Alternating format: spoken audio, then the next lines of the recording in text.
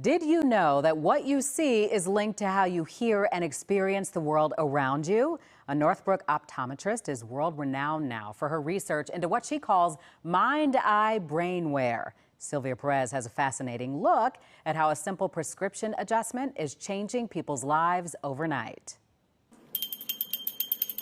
Tucker Matzke is undergoing a portion of his eye exam. It's not your typical eye appointment. Instead, he's doing something called the Z-Bell test. Now, a lot of people don't realize that the eyes and the ears are connected. Tucker is at the Mind-Eye Institute in Northbrook. He came here after 3 years of struggling with anxiety, depression, and an inability to focus. Tucker played football and wrestled in high school, but had to quit because of multiple concussions. He was always a gifted student and talented musician who started playing the piano at age 4. But Tucker says his undiagnosed symptoms got worse and he had to drop out of college. It was just like a extremely overwhelming feeling, and they resulted in panic attacks, which I ended up in the hospital multiple times.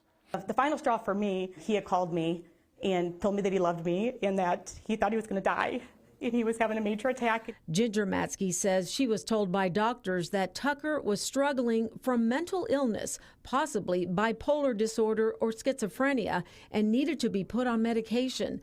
That's when Ginger became the relentless, determined mom. Within 10 minutes, I was like, oh my gosh, this is the right place.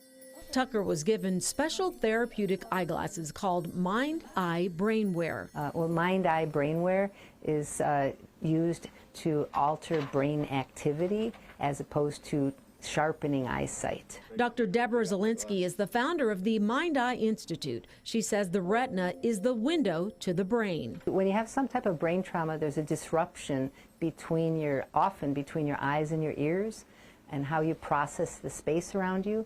She's done extensive research into how the eyes impact our body and serve as a point of entry for determining brain function.